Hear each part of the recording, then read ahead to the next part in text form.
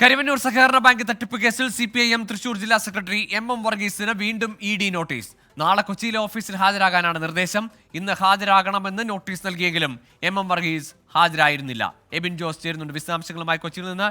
എബിൻ, തുടരെ നോട്ടീസുകൾ അയക്കുന്നു. ഈ ഇലക്ഷൻ കാലത്ത് നാളെയും ഹാജരാകാൻ ആവില്ല എന്നതായിരിക്കില്ലേ MM വർഗീസിന്റെ വാദം, അല്ലെങ്കിൽ അവധി തേടാനല്ലേ സാധ്യത കൂടുതലും?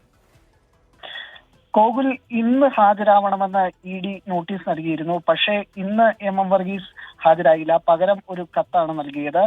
അതായത് തെരഞ്ഞെടുപ്പ് പ്രചരണ പരിപാടികൾ ഉള്ളതിനാൽ ഈ വെള്ളിയാഴ്ച വരെ ചോദ്യം ചെയ്യലിൽ ഹാജരാവാൻ കഴിയില്ല എന്ന് MM വർഗീസ് EDയെ അറിയിച്ചു. പക്ഷേ ഇത് ED കണക്കിലെടുത്തിട്ടില്ല.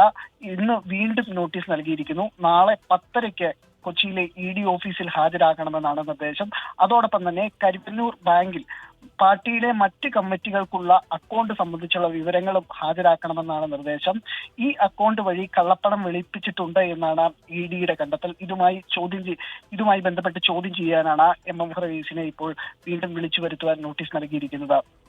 ഗോകുൽ, ശരി, ഏതായാലും കരുവന്നൂർ സഹകരണ ബാങ്കിലെ തട്ടിപ്പുമായി ബന്ധപ്പെട്ട് CPM തൃശൂർ ജില്ലാ സെക്രട്ടറിക്ക് ED വീണ്ടും നോട്ടീസ് നൽകുന്നു. ഇന്ന് ഹാജരായില്ല, നാളെ ഹാജരാകണം എന്നതാണ് നോട്ടീസിലെ ആവശ്യം. എബിൻ ജോസ് ആണ് വിശദാംശങ്ങൾ പങ്കുവച്ചത്.